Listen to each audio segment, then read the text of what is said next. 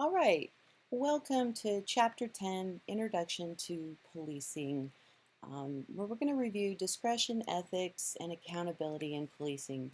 So, in the Introduction to Policing world, we go over everything. In fact, in a quarter, we just don't even have enough time to hit everything. If you've already seen, we have 2 textbooks, and even if we had 16 to 17 weeks in a semester, we still wouldn't catch it all.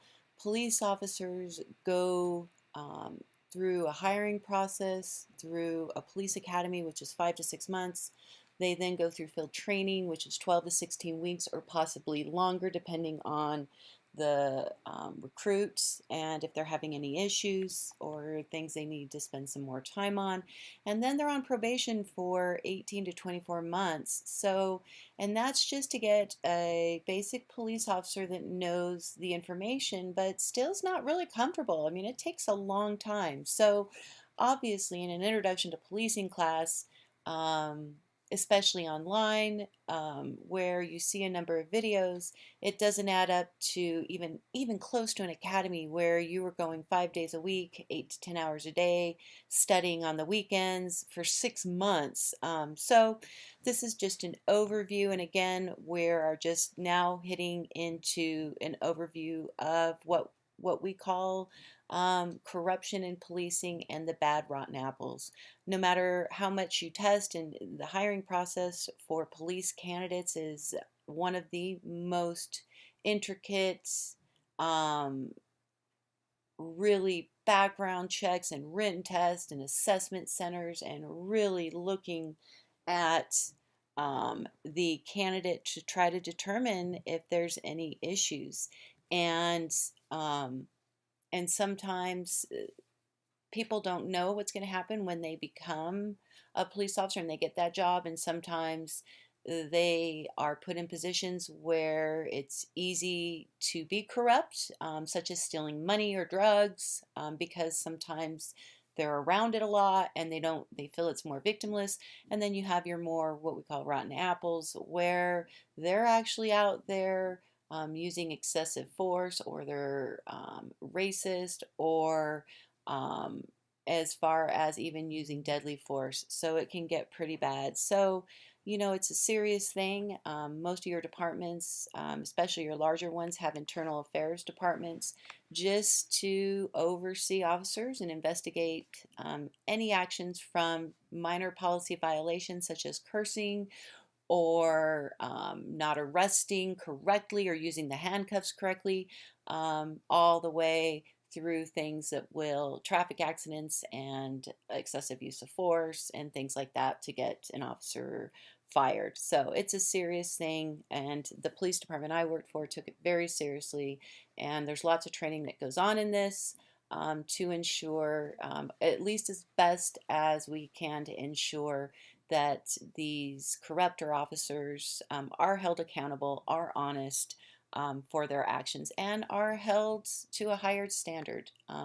If you're one of those ones that's thinking about becoming an officer, you have to understand that you are now going to be held to a higher standard, because you have to uphold the law, and you have to be willing to do that on and off duty at all times. With everything you do, who you hang out with, everything you say, and your actions, you are always representing yourself as an officer, again, whether you're on duty or off duty. Okay, let's get into discretion. I think it's one of the things that's really misunderstood, and I hear it a lot of times because traffic offenses are normally one of your most common police discretion tool. So officers do, for most traffic violations. For example, DUI isn't always going to be that. If an officer sees and responds to a call and sees someone that drives drunk and they cause an accident, obviously a lot of jurisdictions have policies and procedures that require that officer to arrest.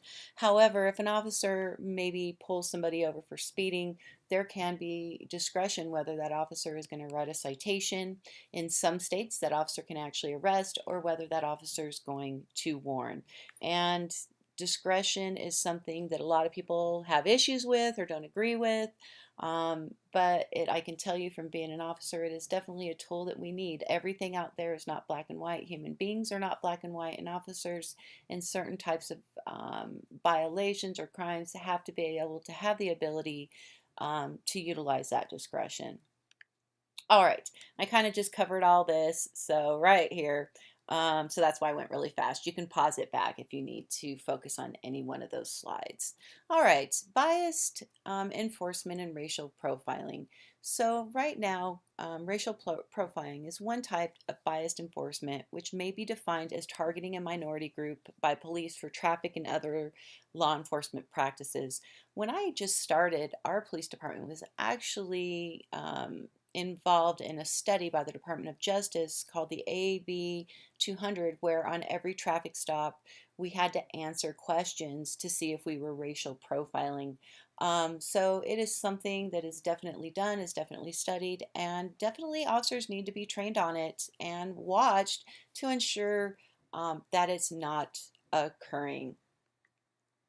All right. In New Jersey, they actually did a study one like I was talking, and they found that approximately 73% of the motorists stopped and arrested were black, but only 13% of the vehicles involved in stops had a black driver or passenger. And blacks drove or occupied only about 13% of the vehicles in questions, but accounted for 30%, 35% of the total number of traffic stops. The complaints from minority citizenry were so numerous that the ACLU posted an online complaint form on the internet so that they could compile statistics and look for issues with biased enforcement and racial profiling. And currently, each state and the federal government have adopted laws requiring the collection and reporting of data pertaining to traffic stops, tickets issued, all that kinds of stuff. And so that is something, like I just explained, was a study that my police department did and that they track and look at constantly. Also, public perception of biased enforcement are not limited to minority communities in this country. A Gallup poll addressed these issues and said 59% of the adults surveyed, regardless of race or ethnicity, believed racial profiling to be widespread. In addition, 81% of the respondents disapproved of the practice. I'm surprised more percentage doesn't disapprove.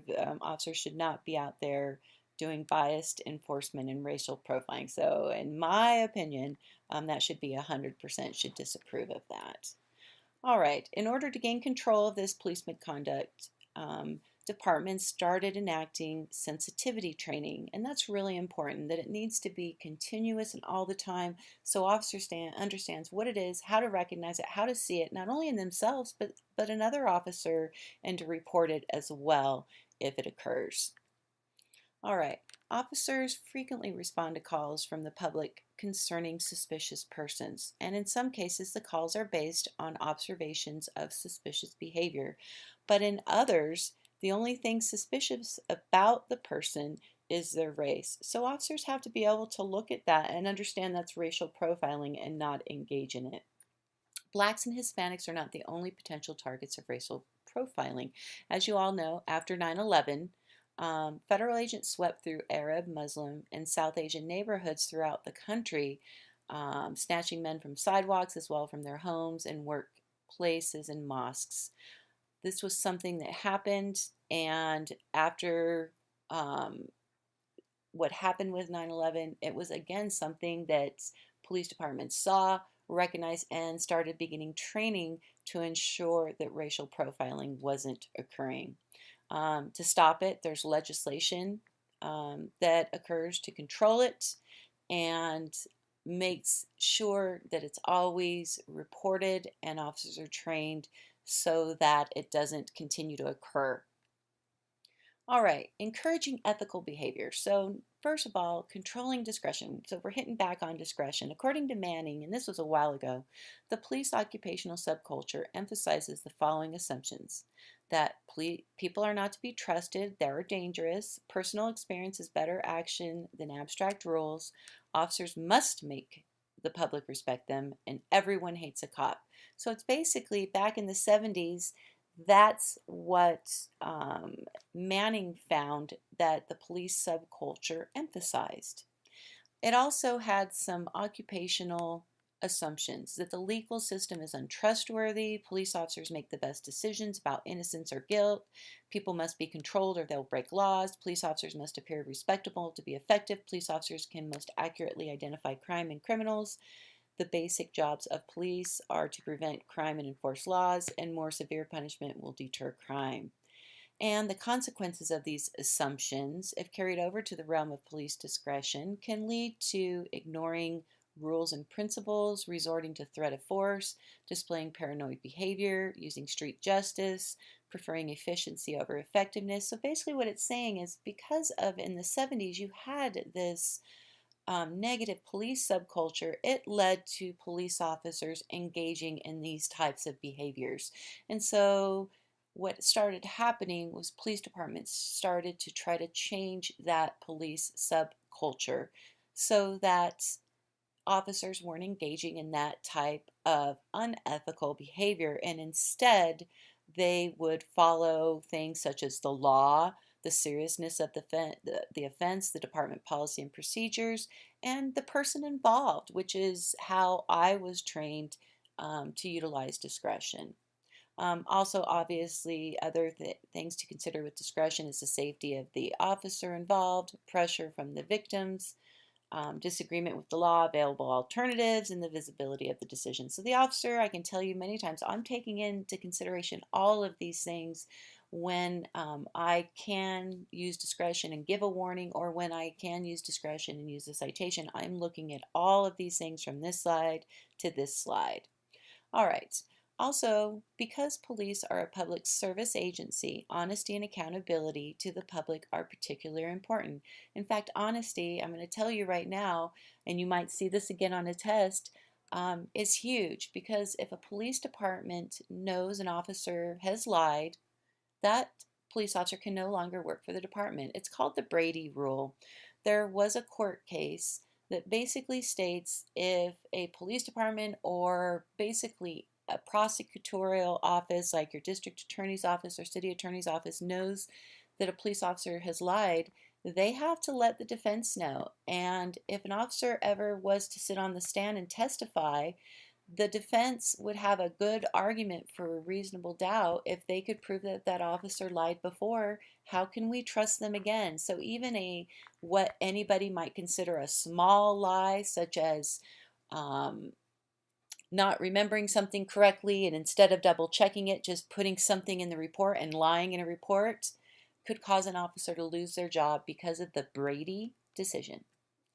All right. All right, so we're coming over here.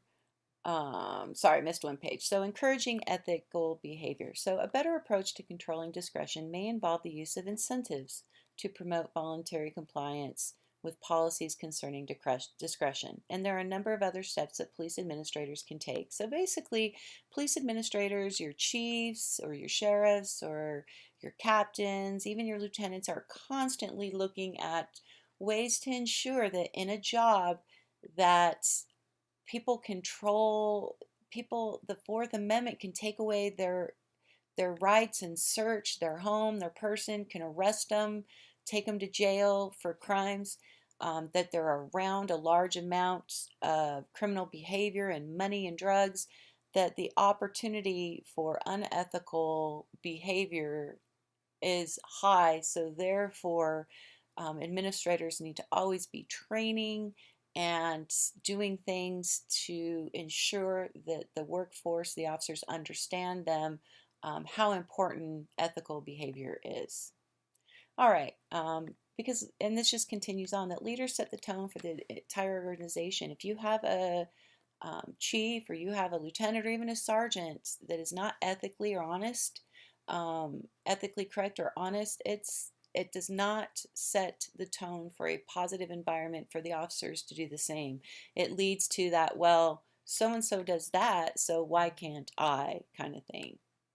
All right, Zudima and Duff in 2009 recommended that law enforcement executives encourage ethical behavior by incorporating ideals of ethics and integrity into their mission statement. So you'll see that a lot with mission statements, by making the focus of ethical decisions a part of the organization's formal functions, by also emphasizing ethical behavior as a part of the agency's organizational philosophy. Also, by implementing zero tolerance policies for unethical behavior or decision making. All right, we'll continue with the next video.